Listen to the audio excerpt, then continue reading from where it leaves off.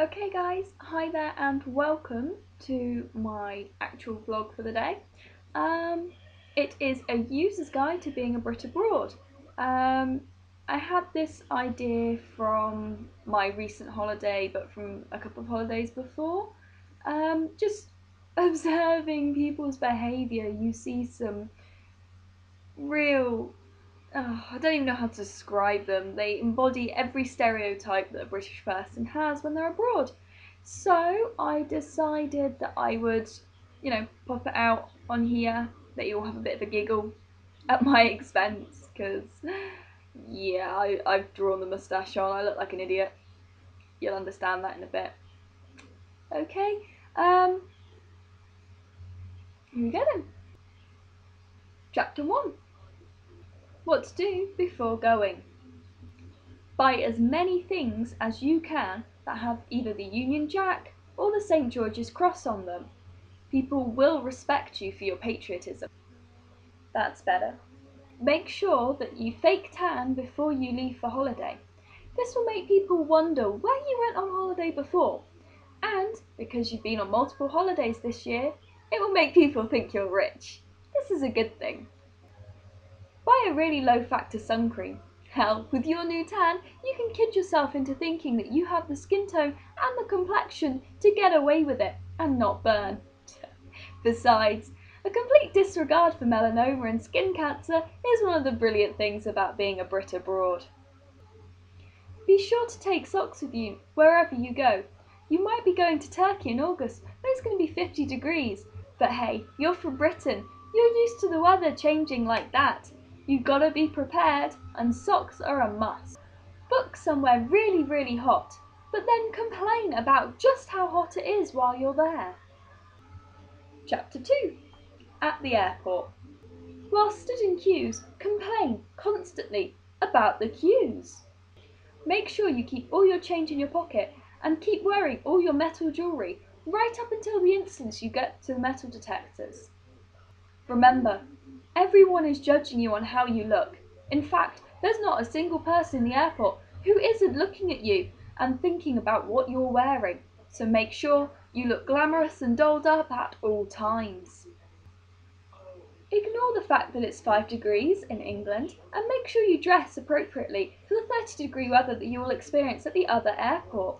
There is no opportunity for you to get changed once you get to the other side, because the airports in the rest of Europe don't have bathrooms. Chapter 3. Being a female Brit abroad. When venturing to a nudist beach, make sure you giggle like 15-year-old girls at all times. It's a sign of maturity, and all the locals do it. Make sure you buy your clothes at least 2 sizes too small. Hey, you're on holiday, I'm sure nobody's going to judge you for it. Make sure that you get drunk and flash your boobs. It's what the rest of us want as our reputation. We're just too ashamed to do it. And hey, if it was a good idea whilst you're drunk, I'm sure you won't regret it when you're sober. Be sure that you sleep with your barman, your bellboy, your tour guide, your rep, or your waiter, or any other foreign male that you might meet. If he throws you any of these following lines, make sure you drop your pants quicker than if they were swimming with crabs, which, by the end of your holiday, they might be. I have never dated an English girl before. Your pasty white skin is far more beautiful than the bronze beauties we have locally. I don't believe in one-night stands. I find them degrading to both parties. I believe in long-distance relationships, as long as you love me. My English is so poor. You teach me the meaning of love. Chapter 4. Being a male Brit abroad. Socks and sandals are fashionable, no matter what you've been told, but only British men can pull it off. Make sure that you wear t-shirts with loud, laddish and inappropriate slogans on them. Everybody will appreciate your sense of humour, especially women. Be sure to start a lad's holiday by getting drunk and rowdy on an aeroplane. Everybody wants to join in with you, they're just pretending to hate you. Get that sunburn out. Nothing says I'm a Brit abroad like uncovered sunburn. Chapter 5. Dealing with the locals. Be sure to discuss the locals in their presence. English is such a disused language that I'm sure they won't be able to understand you. Complain lots about how the restaurant doesn't serve traditional English food, but instead serves some disgusting local cuisine. I'm sure your loud, indirect complaints will get the menu changed. If it looks like someone doesn't fully understand what you're saying, make sure to repeat your sentence only louder, with ridiculous gestures, and a lot slower. That will help people to understand what you're saying. Where is the toilet? Don't forget to complain about how your hotel TV doesn't get English channels, or that the usual English shows are speaking in another language. I'm sure that this is just the hotel being difficult and that there is something they can do to get you your BBC News or SpongeBob SquarePants spoken in English. Chapter 6. Final top tips.